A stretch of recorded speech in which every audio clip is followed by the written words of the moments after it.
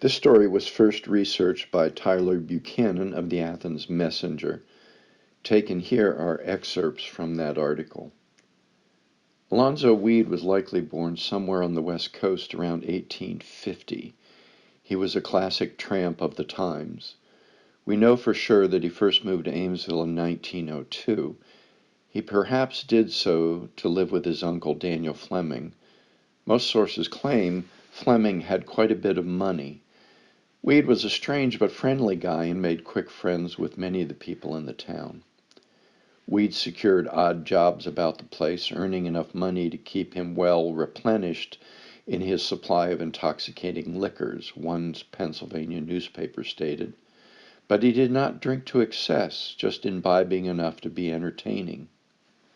Local residents were entertained primarily by the cut of Alonzo's jib. He was only 4 feet 1 inch tall. Of course, other sources put him at 4 feet 7 inches. And he routinely dressed the part of a hobo. Townsfolk called him Lon or Lonnie, which was short for Alonzo. He wore trousers and hats that were much too large for him, along with a gigantic coat that nearly swallowed him up. One way or another, Weed's name was indeed placed on the mayor's ballot of April 1903. The election ended in a tie. Weed and his opponent, Mayor Gibson, both received exactly 21 votes. Both men gathered at Village Hall. They decided to settle the election with a deck of cards. Whoever drew the higher card would become the mayor. Gibson went first, and he drew the 9 of spades. Had the 3 of clubs come next, we probably never would have heard of Alonzo Weed. But that's no fun. Weed pulled out the Jack of Diamonds and was sworn in as the new mayor of Amesville. Almost immediately, local residents began to realize what they had just done. Weed, however amicable and funny he might have been, was woefully unqualified for the job. He was an alcoholic in a dry town, a drifter with little appreciation or experience with municipal government. Newspapers from all over the United States reported the absurd story. Writers affectionately referred to Weed as the smallest mayor in America. The little town of Amesville and its famous hobo midget mayor, as the Akron Beacon Journal called him, quickly became the talk of the nation. Residents became more and more embarrassed for the village's newfound fame. Outside of Amesville, opinion was split. Some newspapers were outraged, like the Garrett Clipper in Indiana. How could a town disgrace itself worse than to pick up a tramp and elect him mayor? Movements of this kind make politics a farce and should be a lesson to every small place that is governed by a mayor. Other papers, like the Salt Lake Herald in Utah, came to Weed's defense. Suppose Weed does drink. Suppose he is immoral. Suppose he has a settled aversion for work of any kind, the Herald asked. If we are to make men who are immoral, who are drinkers, who are loafers, ineligible for political positions, we'll have to discharge a liberal proportion of the men that are now appointed to rule over us. Amesville residents had one more hope. They pointed to the new state law which gave the Ohio governor the authority to unilaterally remove a mayor if circumstances required it. Many of Weed's detractors, mostly businessmen, politicians, and lawyers, drafted a petition to Governor George Nash and didn't hold back any punches. They argued Weed, an illiterate drunkard, was mentally incapable of performing the duties as mayor. They noted he was once sentenced to a Cincinnati jail upon getting arrested for public drunkenness. Nash suspended Mayor Weed while his office considered the allegations. Everyone involved expected the suspension would remain permanent.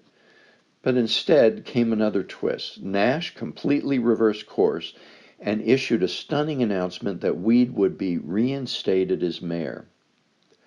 The townsfolk back in Amesville were understandably outraged. What on earth made Nash change his mind? For Nash, the decision was simple. The law was designed to allow him to remove a mayor for misconduct committed as mayor.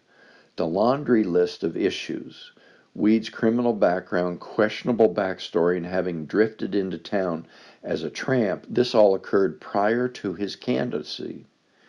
Nash's official response, printed in the St. Louis Post-Dispatch, laid it out. The statute giving me power to remove mayors does not contemplate that I shall inquire into their conduct prior to the election, but during their term of office. As nearly as I can learn, the electors knew as much about him when they voted for him as they do now. They have made their own bed, and they shall now lie in it. In the meantime, they can learn also that the election of a mayor is not a joke, but it is a serious matter. In other words, if you had problems with Weed's background, you should have thought of that before you elected him mayor. Doing the job was not really Alonzo Weed's gig. Becoming mayor is a lot more fun than actually being the mayor. It was only a matter of time before Weed hit the road again.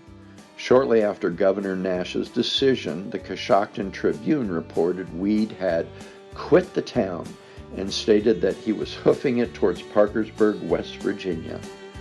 The townsfolk were overcome with joy, and thanks to Weed's self-imposed absence.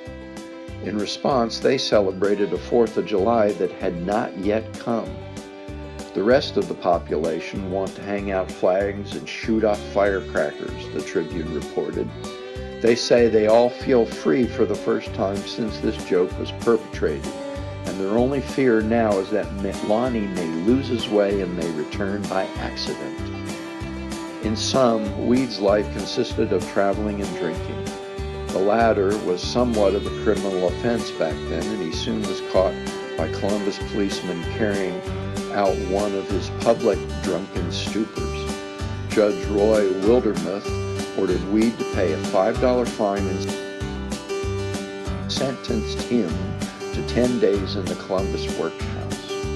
One newspaper was especially harsh with this news headline: "Amesville Freak gets 10 days to ruminate."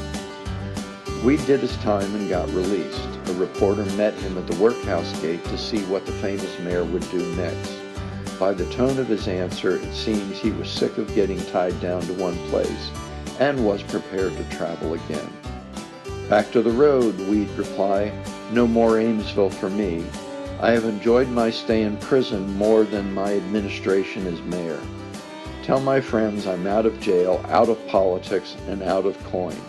Politics is a rotten business."